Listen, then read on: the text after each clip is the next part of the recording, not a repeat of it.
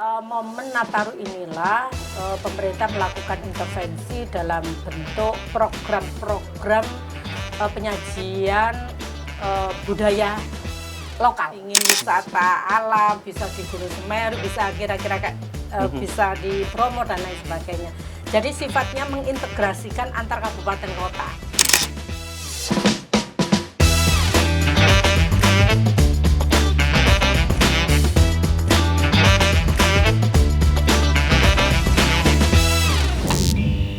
Halo, kembali lagi di JP Pods, Jawa Pos Podcast. Dan kalau bicara terkait dengan akhir tahun, biasanya akhir tahun adalah momentum untuk mengisi dengan berlibur. Karena memang momentumnya bersamaan dengan libur anak-anak sekolah, yang kuliah juga biasanya sudah mulai memasuki masa liburan. Dan ya, akhirnya orang tua biasanya juga mengambil cuti untuk akhir tahun. Belum lagi mereka memang merayakan Natal, biasanya juga akhirnya mengambil libur yang cukup panjang hingga tahun baru. Nataru menjadi momen untuk liburan. Anda sudah bersiap untuk liburan kemana? Disiapkan dengan baik-baik ya. Kalau bisa ke Jawa Timur aja. Saya pengen tahu, gali lagi ada potensi apa saja di Jawa Timur dan bagaimana pemerintah Provinsi Jawa Timur melalui pengawasan DPRD Provinsi Jawa Timur bisa mengoptimalkan destinasi wisata yang ada. Saya bersama dengan Ibu Ani Maslakah dari Ketua Komisi B DPRD Provinsi Jawa Timur. Bu Ani, Assalamualaikum.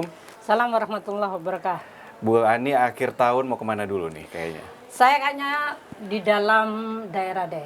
Kalau enggak Pacet, Batu, Malang. Kira-kira kayak gitulah. Pacet, Batu, Malang. Mudah-mudahan di akhir tahun udah suasananya sudah lebih baik ya. Karena kan Iya. memang sekarang lagi banyak hujan. Iya, kemarin BMKG juga sudah ngumumin kalau nggak penting-penting amat, lebih baik stay di rumah. Kalau toh harus liburan, cari yang aman, pastinya bila kira-kira itu. Sehingga ini juga akan mereview ini. Nah, itulah. Padahal di akhir tahun biasanya momentum mereka-mereka menjadi operator objek wisata, hotel. Dan itu saya untuk biasanya kalau nggak ada kegiatan partai atau partai itu pasti ya. Kalau dewan nggak mungkin lah ya. Ketika akhir tahun ada kegiatan partai biasanya. Kalau nggak ada itu pasti saya kumpul keluarga semuanya, Mas. Ajakin. Semuanya, iya. Satu marga saya kira-kira. Satu klan. Iya, seperti itu. Oke, tapi betul kalau memang kita bicara tentang wisata, saya yakin sudah banyak yang merencanakan. Tapi di sisi lain juga ada banyak hal yang harus mungkin juga dipertimbangkan. Mudah-mudahan kondisi Indonesia juga semakin baik, termasuk yang salah satu yang sekarang menjadi biasanya kalau wisata itu Malang Raya termasuk Batu itu menjadi tujuan utama gitu ya. Iya. Tapi di sisi lain sekarang Malang juga masih sempat banjir kemarin, mudah-mudahan bisa segera reda. Tapi terlepas dari itu, potensi wisata Komisi B juga mitra kerjanya adalah Dispupar juga gitu ya. Ibu sendiri melihat so far 2025 apa yang sudah menjadi akselerasi dari pariwisata yang ada di Jawa Timur? Ya. Kita ini sudah punya perda rencana induk kepariwisataan. Ada beberapa destinasi, mulai destinasi alam. Kalau alam maka Malang Selatan lah ya. Pantai-pantai indah. Pantai-pantai indah. Ada destinasi religi, Gus Dur, Ampel, Batu Ampar, banyak lah ya kira-kira. Ada destinasi budaya. Budaya kuliner ini ada di Banyuwangi ini banyak sih, banyak ragamnya kira-kira kayak gitu, di mana ketika ada turisme baik mancanegara maupun turisme di internal domestik itu disajikan tarian asli, adat-adat asli di daerah tempat itu di Banyuwangi masih lah. Banyak festival juga biasanya ya, gitu ya. betul, termasuk di Jember lah kalau ngomong festival yang gede di Jawa Timur itu. Yang kedua, kita Jawa Timur ini kan lagi tracing untuk mengembangkan kembali desa wisata, Mas. Desa wisata. Kita ini dari 558 desa se-Jawa Timur, 5.558, ada sekitar 640-an desa wisata, tapi hanya 20% yang berkembang. Lainnya enggak, layak mutu layak ya, hidup dan mati enggak jelas kira-kira. Maka momen Nataru inilah pemerintah melakukan intervensi dalam bentuk program-program penyajian budaya lokal. Jadi saya ini dalam kurun sebulanan November Desember ini sudah ada berapa event yang saya hadir, mulai pagelaran ludruk, kemudian wayang, jaranan, tayupan, yang ini lokusnya di dekat di ada yang di alun-alun, ada ya tempat-tempat wisata lah. Responnya ya. Gimana Bu masyarakat? Masih kenceng juga untuk melihat ini? Masih, cuman kalau dibanding 10, 15, 20 tahun yang lalu ketika saya masih kecil, ya memang separuh lah. Kenapa? Saya melihat ya memang eranya digital ya. Kita bisa melihat di internet dengan mudah lah, kayak gitu. Tetapi itu kan tidak mengakses pada multiplier efeknya kan tidak dapat, hanya aja ya, internet yang laku gila-gila kayak gitu. Tapi kalau langsung maka akan menumbuhkan banyak sektor, mulai dari UMKM, jasa, kemudian termasuk jukir, pastinya mamin, lah kira-kira rasa guyuban akan muncul lagi, itu menjadi bagian penting. Selain itu yang dilakukan oleh pihak Pemprov untuk ini ya menekan inflasi itu sih yang saya tahu. Bagaimana bisanya sekalipun inflasi Jawa Timur masih di bawah sedikit dari nasional, tetapi selama ini ketika hari besar nasional terutama Nataru kan mesti lonjak ya. Walaupun hanya satu subsektor yang naik itu berimplikasi kepada harga lainnya naik. Efeknya banyak. Efeknya banyak. Maka untuk menstabilkan harga itu kita lagi derasnya untuk pasar murah di titik-titik yang berdekatan dengan massa, terutama di daerah-daerah wisata juga. Itu yang karena wisata dan ekonomi ini rasanya hubungannya begitu dekat ya Bu ya. Karena wisata yang berhasil biasanya ekonomi masyarakat lokalnya juga akan tumbuh gitu. Dan itu terbukti memang kalau di presentasi 100% ternyata ya memang 60% industri pengolahan Jawa Timur ini supporting PDRB-nya ya supporting PDRB Jawa Timur itu 60%-nya ya dari industri pengolahan. Lah industri pengolahan itu ya kita sering ngomong UMKM, IKM itu. Terbesarnya memang 31%-nya adalah Mamin dan Ekraf. Nah, kalau ngomong Mamin dan Ekraf kan ngomong destinasi, ngomong pariwisata lah kira-kira kayak begitu.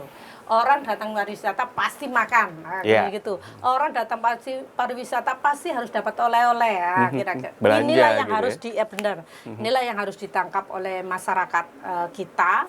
Bagaimana kemudian eksplorasi potensi lokal ini bisa dikolaborasikan, bisa diintegrasikan dengan sektor pariwisata yang kemudian menjadikan uang, kira-kira kayak begitu. Tapi sebelum kita lanjut ke fokus pada wisata ini, Bu Ani mungkin juga bisa mengedukasi masyarakat, warga, posisi pemerintah provinsi dalam industri wisata ini ada di mana gitu. Karena kan biasanya kalau operator wisata oleh swasta misalnya, atau biasanya oleh kabupaten kota misalnya. Nah ini pemerintah daerah tingkat 1 di mana, dan DPRD provinsi memantaunya di bagian apa ini? Ya, kita satu pembagian zona, bahwa daerah A ini destinasi wisatanya lebih pada alam, yang saya sebut tadi itu Mataraman, lintas selatan, jalur lintas selatan kayak begitu. Kemudian di Arek ini berarti termasuk Jombang, Sidoarjo, ini destinasi religi, karena ada makam Gus Dur, Troloyo, Sidoarjo sendiri juga ada, Sekardadu dan lain sebagainya. Kemudian ada Ampel, banyak kan itu Arek. Itu yang memetakan adalah Jawa Timur. Tinggal kemudian kabupaten kota di sebuah kabupaten kota melakukan eksplorasi yang lebih maksimal. Yang kedua, kita melakukan pelatihan dan pembinaan lintas. Yang lintas kabupaten kota itu kewenangan kami. Yang lintas kabupaten kota, oleh karenanya kita memfasilitasi misalnya setiap turisme mancanegara terutama ketika hadir di Juanda. Di situ sudah ada promo-promo, sudah ada selebaran-selebaran, termasuk juga digitalisasi kaitannya dengan di sana ada apa, di sana itu kemudian diantarkan ke Dekranasdanya Jawa Timur yang ada di Sedati, yang kemudian di situ diarahkan kalau ingin wisata alam bisa di Gunung Semeru, bisa kira-kira bisa di Bromo dan lain sebagainya. Jadi sifatnya mengintegrasikan antar kabupaten kota. Lebih pada itu. Begitu juga pola pembinaannya juga pokoknya hal yang berkaitan dengan lintas itu adalah kewenangan kami, kewenangan provinsi. Yang menarik biasanya kalau bicara tentang tempat wisata, apalagi alam gitu ya. Kalau kita lihat Malang Selatan, sebenarnya dari Malang menuju Tulungagung itu kan sekarang lagi hitsnya Pantai Selatan dan dianggap bagus-bagus gitu. Tapi kadang-kadang ngerasa ini JLS-nya belum tembus nih gitu. Padahal kalau misalnya itu bisa tembus, menarik. Gimana dengan infrastruktur yang Bu Ani lihat, termasuk jalan menuju ke tempat wisata, jalan antar daerah di sana gitu? Ngomong JLS sebenarnya hampir 100% itu sudah selesai sih. Ya memang ada beberapa titik yang belum selesai.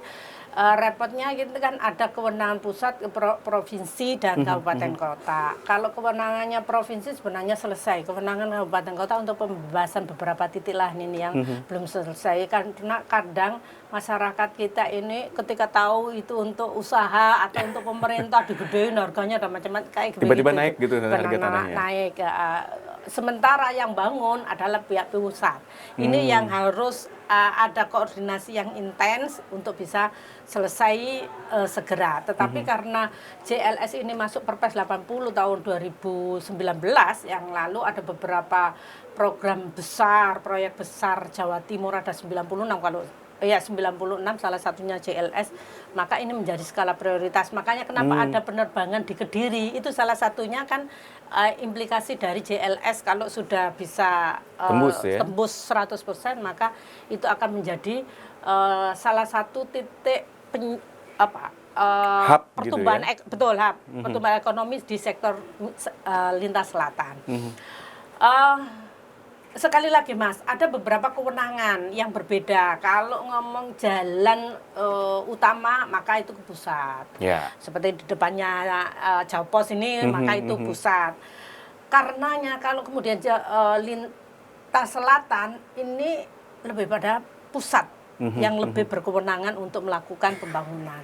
Tapi kalau sudah mengarah kepada antar kabupaten begitu, maka provinsi, sementara antar kecamatan adalah kabupaten. Saya melihat ya kalau kewenangan provinsi sih, saya hanya datanya belum melihat pasti, tetapi kan ada kondisi jalan baik, sedang, buruk.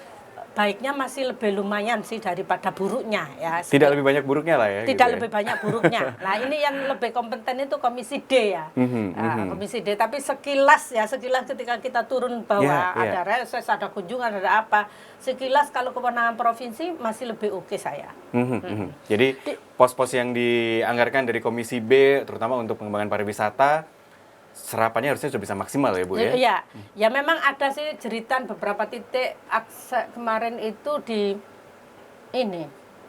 Jombang, akses ke Wonosalam, terus juga akses ke wisata laut di Malang Selatan. Sebenarnya saya kan hadir sendiri, sebenarnya masih bagus sih, memang ada beberapa sekian meter begitu loh yang sudah harus dilakukan peningkatan, bukan perbaikan tapi peningkatan.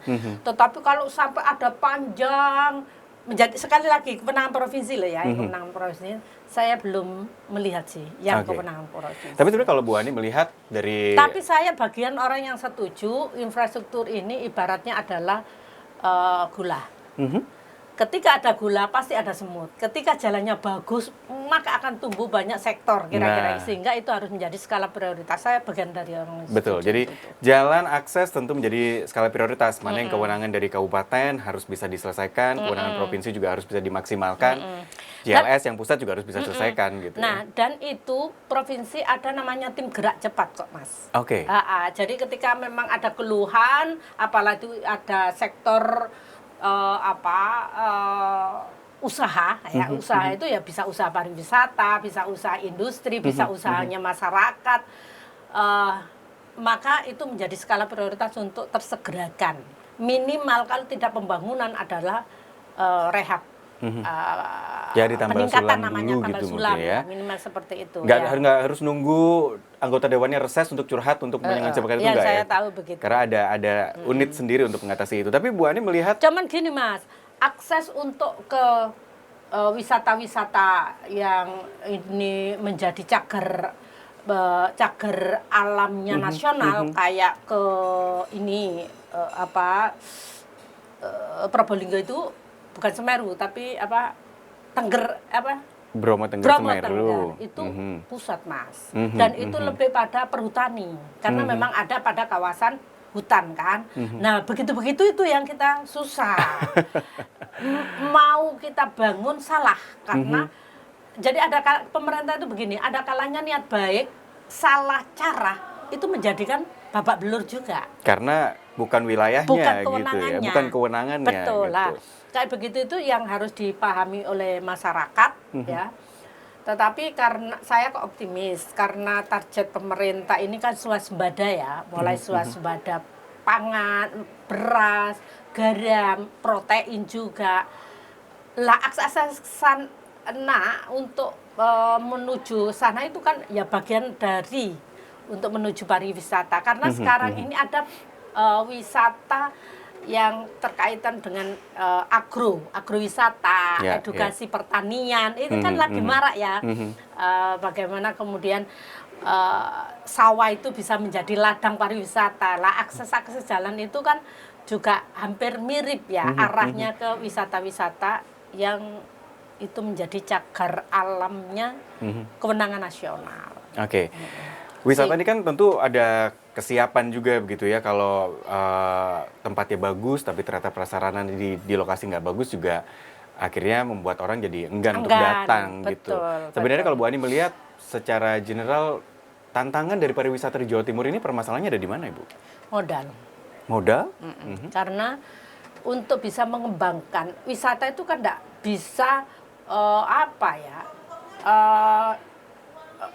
dari awal itu harus adaptif kan. Hari ini eranya apa yang dimaui oleh pasar, maka kemudian dikonstrukkan begitu ya. Yang unik, yang menarik, yang kekinian, yang apa pasar yang digendaki kira. Maka untuk melakukan improve, meng-create itu kan butuh anggaran ya. Jadi modal SDM penting sih, SDM bagian penting. Ada modal, SDM-nya kurang, ya akhirnya kan monoton, kurang menarik. Ngomong wisata orang datang itu kan satu menarik dulu, baru kualitas. Ya. Kalau kita ngomong mamin begitu ya, maka memang taste, rasa yang diprioritaskan. Maka butuh bagaimana SDM yang mampu meng-create itu kan begitu. Jadi SDM pasti yang menjadi hambatan kita yang perlu diasah terus lah ya agar supaya adaptif mengikuti perkembangan. Yang kedua modal untuk bisa expand ya rata-rata kenapa layamutu walayahya tadi itu antara ada dan tidak ada itu kembang kempis itu ya memang sentuhan modal kita ini yang kurang maksimal Mas. Saya mengakui bahwa sentuhan permodalan terhadap sektor itu masih kurang maksimal. Anggarannya nggak ada dari pemerintah provinsi? Kecil Mas, kecil. Sehingga lebih banyak masih given deh. Jadi masih ya daya kemampuan dari masyarakat ya. Sentuhan kita masih belum maksimal. Jadi kebanyakan ya kemandirian mereka yang bisa mengolah itu gitu akhirnya. Betul. Nah, yang ketiga, pentingnya mengintegrasikan itu. Lah inilah butuhnya pemerintah. Bagaimana dari berbagai sektor itu misalnya di Banyuwangi ada homestay. Homestay saja nggak cukup. Bagaimana mereka kemudian bisa hadir di sana? Misalnya kemudian pemerintah memfasilitasi moda transportasi yang unik, bisa ke arah sana, bisa kayak begitu itu juga bagian dari penting. Tapi selama ini masih swasta, masih ya pemerintah belum lakukan intervensi itu. Inilah akhirnya orang datang itu ya kalau titik A ya sudah titik A, titik B ya titik B. Belum lagi eksplorasi budaya. Kita ini kan punya beberapa cagar budaya, mulai candi. Yang terkenal kalau ngomong candi kan hanya Prambanan, Jogjaan lah, Borobudur. Sebenarnya di Jawa Timur kan juga ada.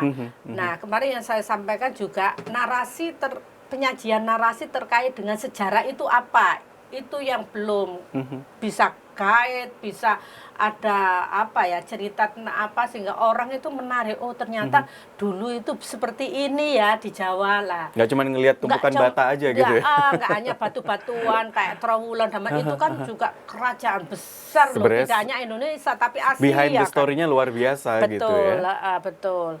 Lah, itu bagian dari pemerintah, Mas. Bagaimana bisa memfasilitasi itu, dan sudah saya sampaikan kemarin pihak Trowulan, pihak Disbudpar untuk bisa menjadi katalis lah untuk para turis, terutama turis kan kalau kayak begitu.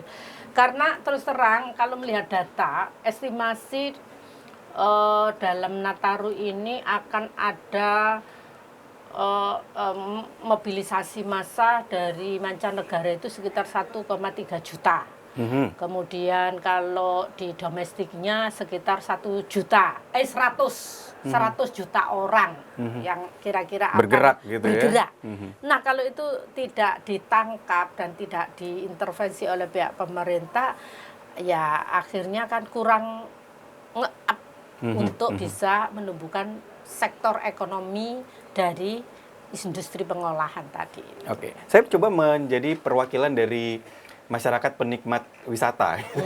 Kalau Bu Ani kan perwakilan dari Dewan gitu ya. Tapi ada beberapa kendala nih Bu, termasuk pungli mungkin atau pembayaran tiket yang berkali-kali. Jadi masuk di tengah jalan sudah ada tiket untuk Pemda mana gitu. Nanti maju sedikit ada lagi tiket kawasan wisatanya gitu. Nah, hal seperti ini gimana Bu? Ada beberapa titik seperti itu memang.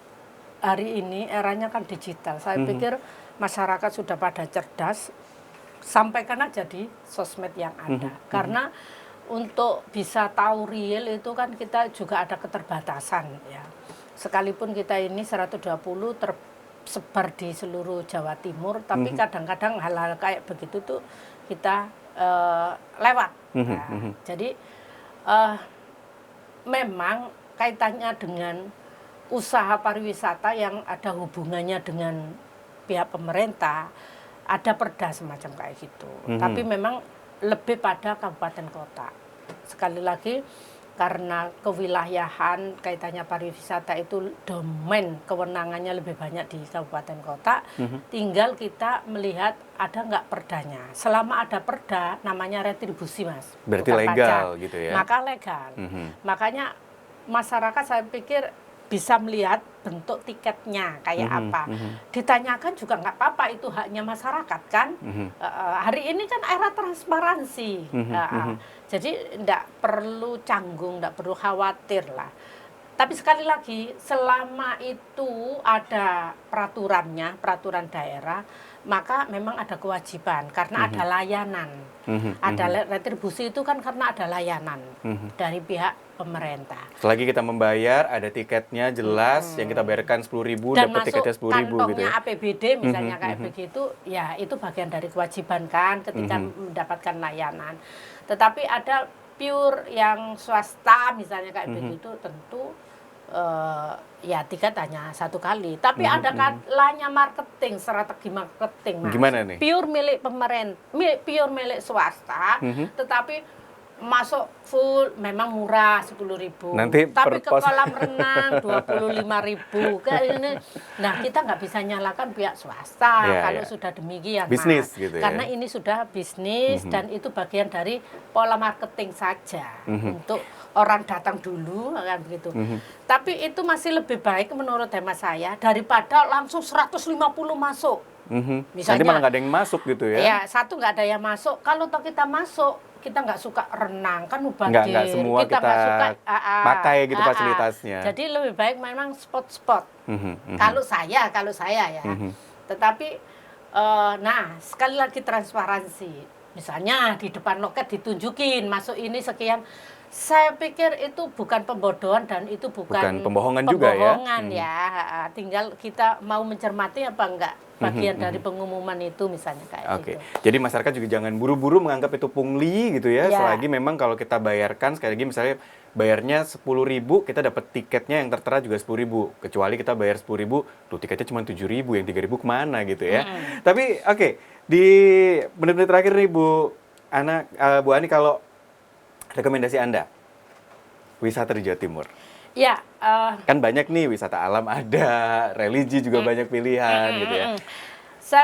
saya melihat Jawa Timur ini unik ya, unik dan menarik mulai dari destinasi alamnya, lintas selatan, kemudian daerah timur yang sudah saya sebut tadi itu, suku Tengger itu kan juga budaya sebenarnya. Kemudian di Banyuwangi juga ada banyak wisata, di Malangan, Batu, termasuk di Pacet, Mojokerto, Trawas, ini kan juga menarik, di Blitar, Tanjung. Jadi sebenarnya masing-masing wilayah tuh punya itu karakter sudah ada, gitu ya. Hampir banyak punya wisata alam. Surabaya aja ada wisata alam, mangrove. Mangrove, Nah, betul. kira-kira kayak begitu. Nah, Sidoarjo juga punya wisata alam, juga sama mangrove. Kemudian Dewi Skardado harus mengarungi sungai muara dari laut. Nah, itu kan juga wisata. Kalau kemudian kita wisata destinasi wisata apa lagi ya? Kuliner. Kalau kuliner hampir semua alun-alun, hampir semua Bisa alun-alun. jadi pusat kuliner. Iya, itu sudah tersaji ya. Kemudian kalau aircraft begitu, hampir semua wisata juga menyajikan menurut saya. Kesimpulannya bahwa di Jawa Timur ini terdiri 38 kabupaten kota, masing-masing daerah punya keunikan ya, punya hasil kriah ya, masing-masing yang seru-seru lah, yang menarik ya. Kalau kita ngomong ke Blitar, maka di sana ada bukan kopi. Kalau Blitar itu kampung coklat. Kalau kita ngomong kopi ya daerah timuran, kan itu banyak. Kemudian ada juga kampung-kampung yang ala tradisional. Banyak deh, Jombang juga ada. Ini mau ngomongin kampung, saya jadi juga ada. Ingat sama omongannya Bu Ani tadi. Jadi desa wisata, pesannya apa dari Bu Ani biar masing-masing bisa tumbuh gitu dengan karakternya? Iya, pertama bagaimana eksplorasi potensi itu ya sesuai dengan potensinya itu yang diperkuat. Kedua, sehingga akan menjadi karakter masing-masing. Misalnya Sidoarjo, ya sudah kita eksplor Bandeng, bagaimana kemudian diolah dengan berbagai ragam diversifikasinya, kemudian Kupang Lontong, kayak begitulah. Kalau kemudian kita ngomong ke Gresik, ya sudah, Gresik ini terkenal dengan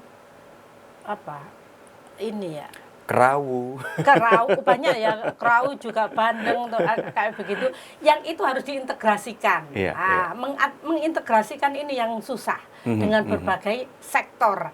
Maka di sini butuh modal, sekali lagi, butuh modal yang orang datang itu ya bila perlu modal itu ditaruh di homestay atau penginap. Kayak begini ini kan yang dibutuhkan apa? Pertama, penginapan. Ya kan? Butuh penginapan. Nah, kalau sudah butuh penginapan atau homestay tadi, kayak begini tuh hotel nggak sebegitu mungkin ya. Ya mungkin kelas-kelas middle up ke gitu ya? Middle up. Tapi kalau middle ke bawah kan lebih baik, lebih senengnya di homestay, di villa-villa kan gitu ya. Rame-rame dengan keluarga. Nah, moda ini, armada untuk mengintegrasikan bisa kemana-kemana, ini yang masih jarang. Ini yang harus ditangkap oleh pihak pemerintah untuk bisa fasilitasi. Bagaimana orang itu ya mobile di daerah itu. Untuk explore ya? Kita datang ke Gresik, makanya bagaimana ke wisata religi kan di sana ada makam 2 makam kan, makam diri sama Malik Ibrahim kan. Betul. Begitu. Bagaimana kemudian bisa ke Pudak, bisa ke Legen, pantai bisa juga pantai, ada gitu ya? gitu itu. foto modanya. Saya pikir moda yang unik dan macam itu jadi mengintegrasikan. Yang ketiga tentu yang adaptif. Bagaimana desa wisata itu menyajikan sesuai dengan zamannya, kebutuhan pasar hari ini itu kayak apa itu yang harus, misalnya menyediakan tempat foto, sekarang kan lagi selfie kayak gitu-gitu kan, live kayak gitu. Ketika menarik maka tentu mereka akan kembali ya. Dan tentu harus mempertahankan kualitas. Ini yang penting. Orang datang itu kan ketika kalau ngomong mamin, kalau rasanya enak pasti orang balik. Ya kan kualitas itu kalau orang datang nyenangkan, pasti orang akan kembali ya. Kalau perlu bawa yang lain. Bawa gitu ya? yang lain kan, itu kan kualitas. Jadi meningkatkan kualitas produk itu juga bagian penting untuk itu.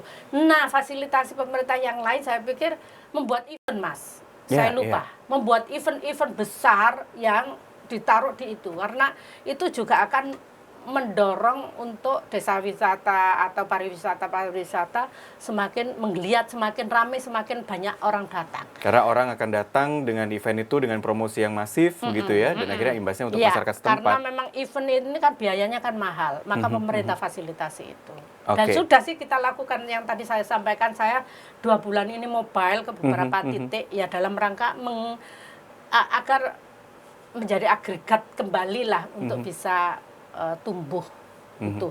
Karena terus terang ketika sektor pendapatan daerah ini dari yang tidak bisa diperbarui besar kita ini kan di PKB ya, pajak kendaraan bermotor. Maka ketika itu mulai tergerus karena sekarang ada mobil listrik ya, sekalipun pasti nanti akan ada pola pajak mobil listrik kayak apa begitu.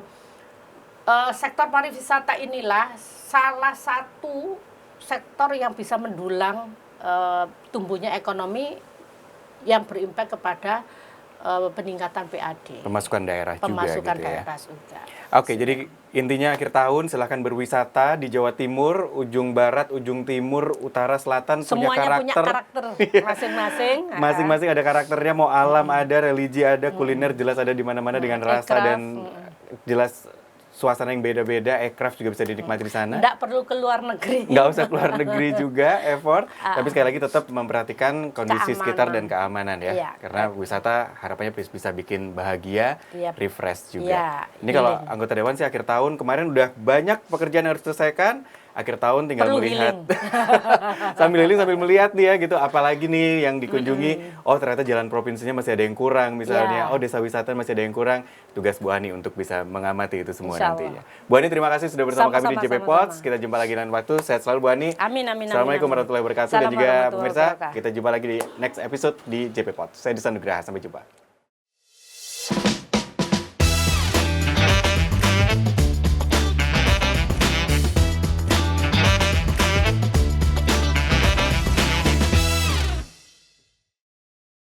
Dipersembahkan oleh